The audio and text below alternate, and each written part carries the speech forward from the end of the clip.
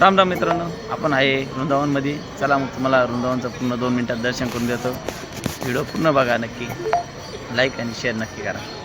सकाळी लवकर उठून तुम्ही सुमरी कुंडवर या. सुमरी कुंडवर तुम्हाला प्रेमानंदजी महाराजांचं दर्शन 7:30 वाजता. ते दर्शन झालं का तुम्ही या बाकी बिहारीचं दर्शन घेण्यासाठी. बाकी बिहारीचं दर्शन घेण्यासाठी तुम्ही 9च्या आत या, नंतर फार गर्दी होती.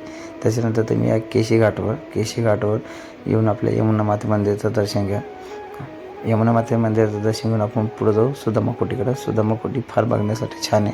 नक्की सुदामा कोटी पण बघा. नक्की सुदामा कोटी आणि यमुना घाटचं अंतर फार नाही. तुम्ही पायी चालत यशान फिरत. त्याच्यानंतर पुढे येऊ आपण गोपेश्वर महादेव मंदिराकडं. गोपेश्वर महादेव मंदिराचं दर्शन घेऊन आपण पुढं जाऊ आपल्या राधामोहन मंदिराकडं. राधामोहन मंदिर पण फार जवळ तिथून. त्याच्यामध्ये राधामोहनचं मंदिर बघण्यासाठी पण छान आहे. राधामोहन मंदिराचं दर्शन घेऊन आपण येऊ कृष्णा बलरामच्या मंदिराकडं. कृष्णा बलरामच्या मंदिराचं दर्शन घेऊन आपण थोडा वेळ तिथे बसू शकता आणि संगीताचा आनंद पण घेऊ शकता. आणि त्याच्यानंतर आपण पुढे येऊ आपल्या प्रेमानंद मंदिराकडे. प्रेमानंद मंदिर हे बघण्यासाठी संध्याकाळी फार छान आहे. त्याच्यामध्ये नक्की संध्याकाळीच बघा मंदिर. तुमचे फोटोशूट आणि ते फार छान होईल.